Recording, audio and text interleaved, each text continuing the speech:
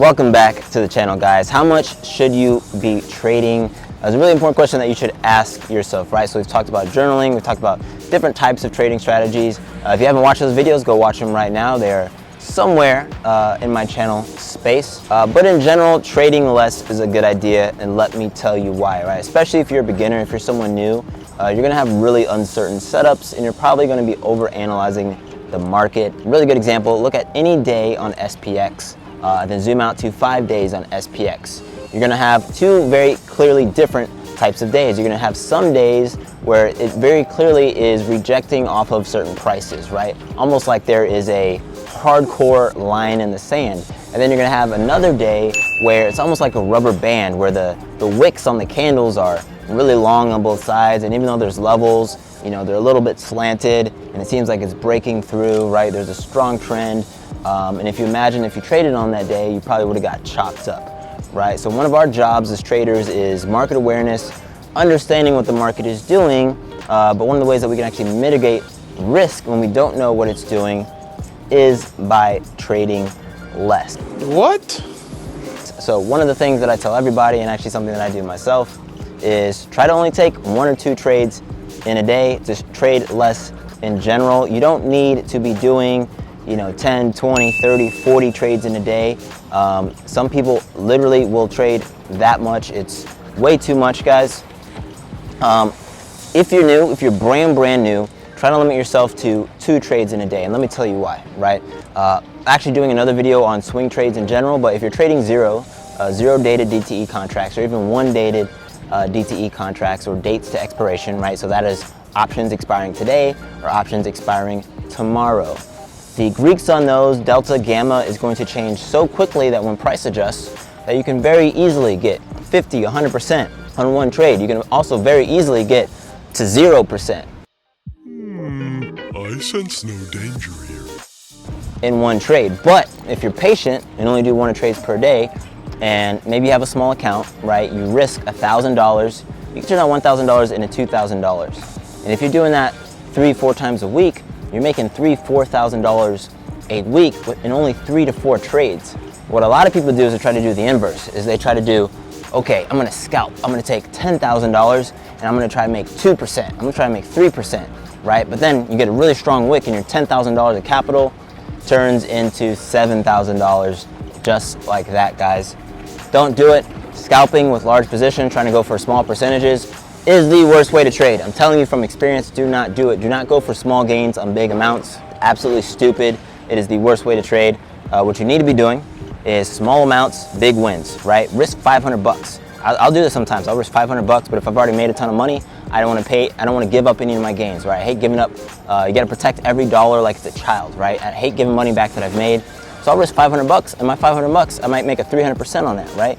So I just went from 500 up to 1,500 bucks, right? So I just made $1,000 on a trade by only risking 500. And what some people will do is they'll try to make $1,000 by risking 5,000, right? You risk $5,000 just to make $1,000. It's a fast way to run out of money to trade, guys. There's literally no downside to trading less, to reducing your position sizes, which I've been alluding to a bit here in this video. It's not really what it's about, but when you think about risk, there's 2 types of risk, right? And there's really only one that we really need to be concerned with in the long term. So there is the trade risk, right? What is your actual risk on this trade? Risk to reward ratio, how much capital am I putting in? What is my expected return given that the market moves to my expected level? Then there's the risk to your P&L, right? The risk to your P&L is, okay, I've got $10,000, I've got $100,000. If this trade goes to 0, what is that going to do to my P&L, right? How much capital will I have left? Maybe even think about that, your capital stack. How much capital will I have left if I lose all of this money? That is the risk that you need to be concerned with as a day trader, because there are going to be days where you make no money. There's going to be days where you actually lose money. And the days where you lose money, the risk to your P&L, the risk to your capital stack has to be minimal. It has to be so minimal. It needs to be like 1 or 2%, right? So if I have 3 days in a row where I lose money all day, lose money all day, lose money all day, I've only lost, you know, 3 to 5% of my entire capital, not 50%. So many people get so impatient. You guys are trying to beat the market and do something, feeling like you're special.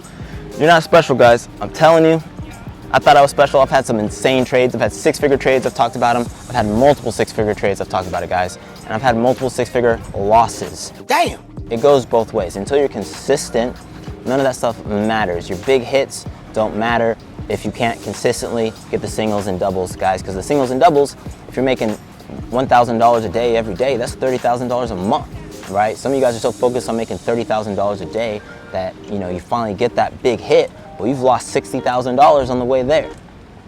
So trade less, be much more methodical in your trading, analyze the markets, stop reading Twitter, right? Stop reading what other people are saying and just do your own analysis. I promise you, if you just look at the market and generate your own thesis, you'll become a much better trader. It's fine to learn from other people, and this will be my last tip of advice, but do not listen to other traders. I know I'm a trader and you're listening to me right now, but if there's one thing you should get from this video is that you should not jump into a position because of what somebody else has said, and you should not get out because of what somebody else said.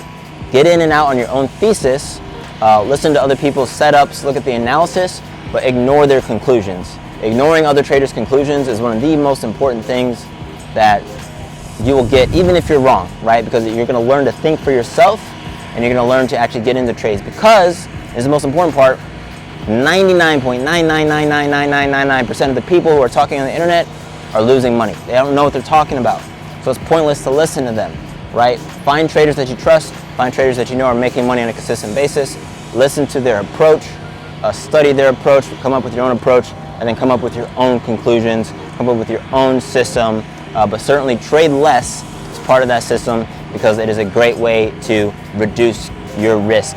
That is it for this video, guys. A very simple message. Trading is all about psychology. It's all about risk management, especially if you're going to do it every single day, right? Every day is an opportunity to make money. Every day is an opportunity to possibly lose money. So if you're going to lose money, even imagine you lose money 10 days in a row, that should not wipe you out. So you need a system that allows you to lose money for 10 days in a row, right? That's all this is. I hope you found that helpful. Definitely hit the subscription button, hit the notification bell, and I will see you in the next one. Peace.